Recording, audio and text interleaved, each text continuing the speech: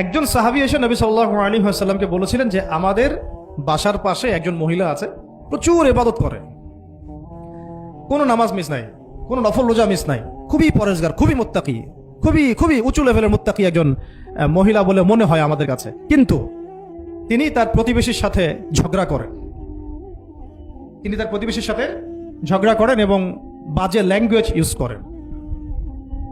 নবী সাল্লাল্লাহু আলাইহি ওয়াসাল্লাম বলেছেন যে তিনি জাহান্নামী, নাউযুবিল্লাহ। আরেকজন মহিলা সম্পর্কে বক্তব্য এসেছিল, আরেকজন সাহাবী বলেছেন যে আমাদের বাসার পাশে একজন মহিলা আছে, তেমন কোনো নামাজ, খুব বেশি ইবাদত করেন না, কিন্তু তার আখলাক চরিত্র খুব নরম কোমল।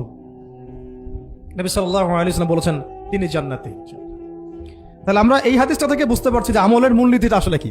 আমল মানে এই না যে একেবারে সবসময় আমাকে নামাজ রোজা হজ জায়গাতেই ফোকাস করতে হবে, আমার আদাব ও মুআশারাতটাও অনেক বড় ব্যাপার, চলাফেরা ওঠা বসা, আমাদের ডিলিংসগুলো। তো এখানে আমি একটু বলবো আপনাদেরকে, কারণ এই যুগটা তো অনলাইনের যুগ, মিডিয়া দ্বারা প্রভাবিত হওয়ার যুগ, বিভিন্ন সিরিয়ালস আমাদের মাথায় এখনো বসে আছে, দেখেছি জীবনে আমরা অনেক সময় কেউ না কেউ। তো এইগুলো আমার মাথায় কিন্তু ইম্প্যাক্ট ফেলে, এগুলো আমাদের মাথায় ইম্প্যাক্ট ফেলেছে, সমাজ ব্যবস্থা আমাদের মাথায় ইম্প্যাক্ট ফেলেছে, যে পরিবেশে আমরা পড়াশোনা করেছি ওই পরিবেশটা আমার উপর ইম্প্যাক্ট ফেলেছে। সব মিলিয়ে আমাদের মাথাটা এখন পুরো দূষিত, আমাদের মাথাটা কিন্তু পুরাই দূষিত, কলবটা আরো দূষিত। এইখানে যে বিষয়গুলো ফোকাস করা দরকার, যে পিতা মাতার সাথে একদম কোমল হয়ে যান, ছেড়ে দেন, নিজের অধিকারে না আসলেও ছেড়ে দেন, পিতা মাতার সাথে কোমল হয়ে যান। পিতা এবং মাতা আপনার জান্নাত জাহান্নামের মাধ্যম।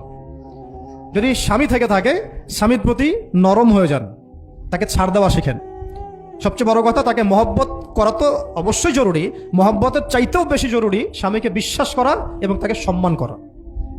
এমন কোনো কথা এবং কাজ না করা যেটা স্বামীর গায়রত বা ব্যক্তিত্ব আঘাত করে। আমি পয়েন্টটা হয়তো বোঝাতে সক্ষম হয়েছি। ভালোবাসা অনেক গুরুত্বপূর্ণ বিষয়, ঠিক আছে, কিন্তু ভালোবাসা শুধুমাত্র একমাত্র গুরুত্বপূর্ণ বিষয় নয়। আরো গুরুত্বপূর্ণ বিষয় হচ্ছে বিশ্বাস, সম্মান এবং আনুগত্য। বিশ্বাস, সম্মান এবং আনুগত্য। এখন বলতে পারেন যে আমার স্বামী আমাকে অন্যায় কাজে আদেশ করলে কি আমি আনুগত্য করব? কখনোই না। যখন স্বামী আপনাকে কোরআন সুন্নাহর দিকে আপনাকে ধাবিত করবেন, তখন আপনি তার আনুগত্য করতে বাধ্য।